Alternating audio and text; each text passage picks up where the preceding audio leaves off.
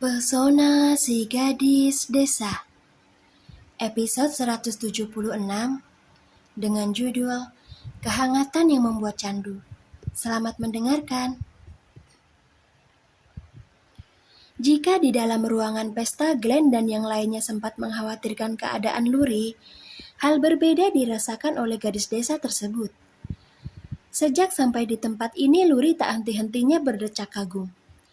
Dia sangat amat terpesona melihat taman yang begitu indah di mana ada banyak sekali hiasan lampu di sana-sini. Jujur, ini adalah kali kedua Luri merasakan sesuatu yang begitu romantis, meski keindahan tersebut bukan ditujukan khusus untuknya. Kau suka? Tanya Vedo sambil terus menatap lekat wajah gadisnya. Dia begitu terpana melihat reaksi Luri begitu mereka sampai di sini. Padahal ini hanya taman biasa. Tapi kenapa ekspresimu terlihat sangat bahagia seperti orang yang mendapat kejutan besar? Astaga Luri, kau benar-benar menjungkir balikan duniaku. Kau membuatku gila sayang, batin Vedo. Aku sangat suka tempat ini kak. Sangat indah dan juga sejuk, jawab Luri. Bagaimana bisa ada hotel yang mempunyai taman seindah ini kak? Aku yakin sekali pemiliknya pastilah orang yang sangat kaya. Vedo terkekeh. Dia kemudian mengelus rambut Luri sembari memberitahukan siapa pemilik dari hotel dan juga taman indah ini.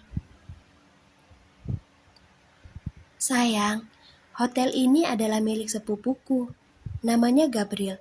Dia suaminya Elea. Kau tidak mungkin tidak tahu siapa dia kan? Apa?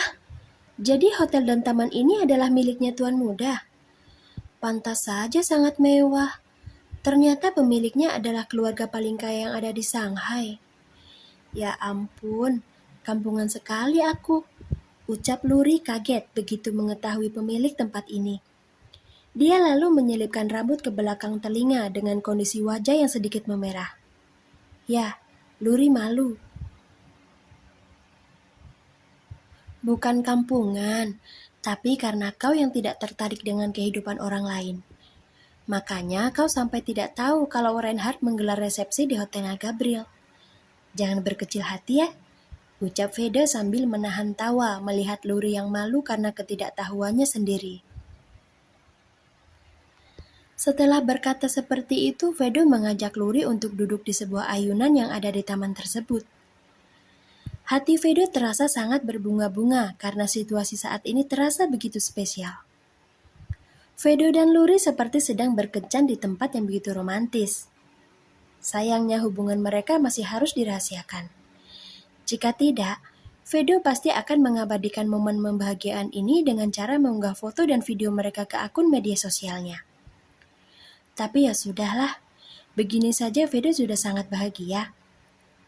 Dia hanya perlu menunggu waktu sebentar lagi sampai di mana hubungannya dengan Luri akan segera diketahui oleh semua orang.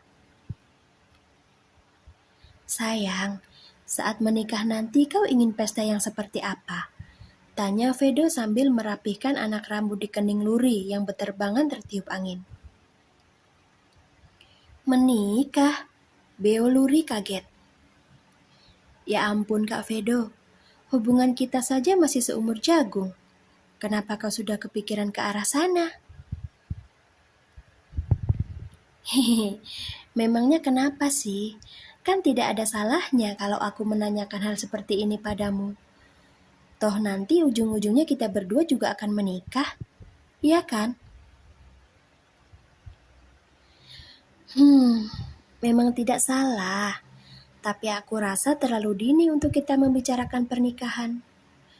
Aku masih belum memiliki cukup keberanian untuk menjadi ibu rumah tangga. Belum lagi dengan aku yang masih ingin melanjutkan kuliah. Jawab Luri sambil tertawa kecil. Tapi kalau kau sudah tidak tahan ingin segera berumah tangga, aku tidak keberatan kau menikah dengan wanita lain, Kak. Sungguh. Mata Vedo langsung membelalak lebar begitu mendengar perkataan Luri. Segera dia menangkup kedua pipi gadis desa tersebut kemudian menatap matanya dengan penuh kepanikan.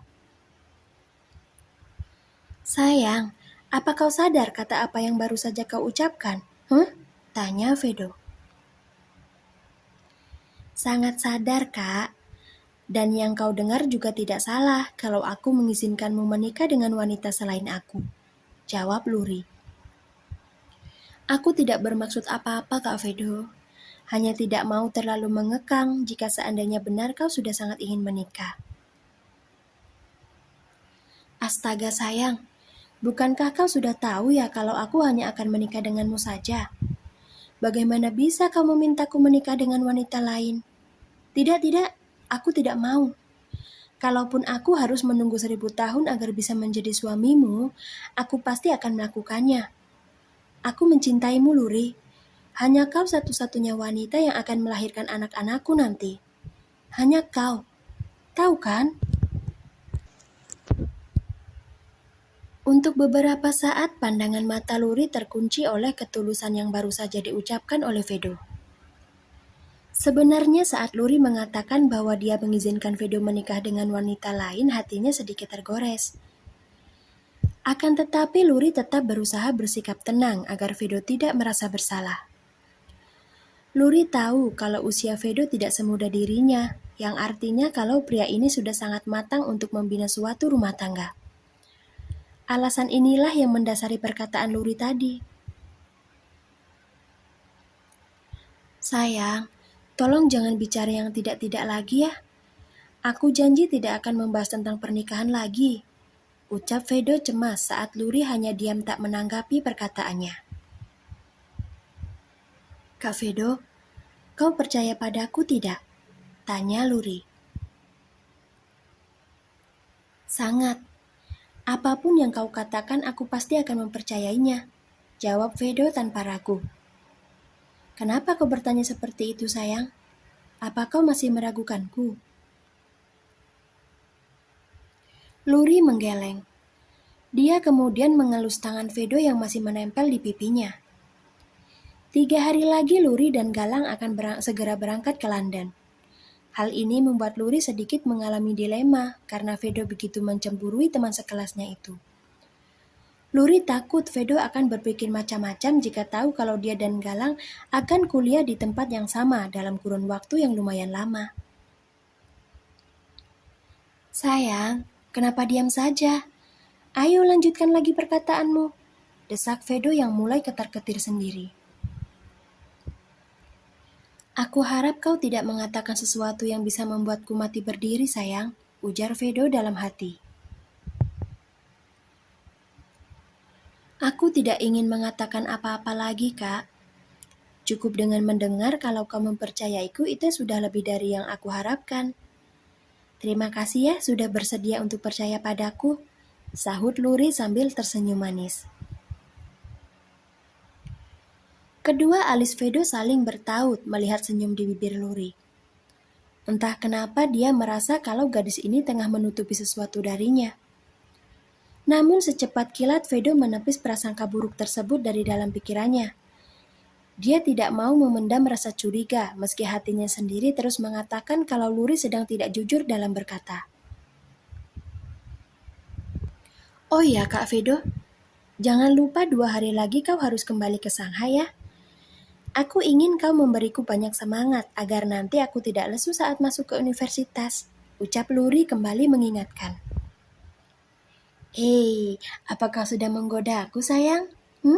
Ledek Vedo kemudian menoel dagu Luri. Apa sih kak?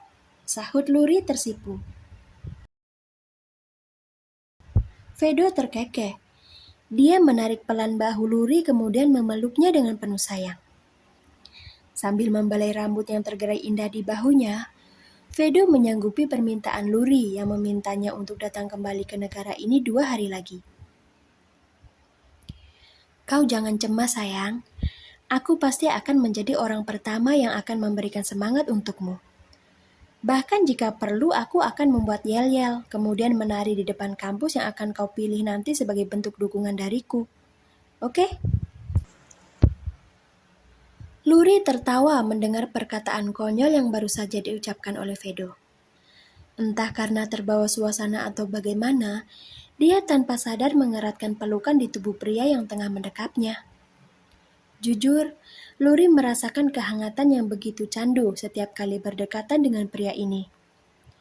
Semacam ada bisikan gaib yang terus menekankan pada hatinya kalau Vedo adalah miliknya, dan hanya dia saja yang boleh menyentuhnya. Hai, rasanya aku tidak ingin pergi kemana-mana lagi jika sudah berduaan denganmu, sayang.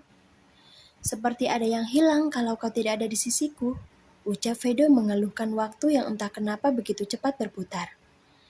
Dia merutuki jarum jam yang terus bergerak tanpa henti. Nanti akan ada waktunya untuk kita tidak terpisah lagi, Kak. Sekarang anggap saja kalau kita sedang berjuang. Kan yang merasakan bukan hanya kau sendiri, tapi aku juga. Sahut Luri yang tanggap kalau mereka sudah cukup lama meninggalkan ruangan pesta. Dengan berat hati, Vedo mengangguk mengiyakan perkataan Luri. Setelah itu dia melepaskan pelukan. Berdiri kemudian mengulurkan tangan pada gadis yang tengah tersenyum sambil menatapnya. Kita kembali ke dalam saja ya. Aku yakin kakak iparmu pasti sudah kebakaran jenggot karena tidak menemukan keberadaan kita berdua. Baiklah, ayo, sahut Luri sembari menerima uluran tangan Vedo. Setelah itu mereka berdua kembali masuk ke dalam hotel sambil berpegangan tangan.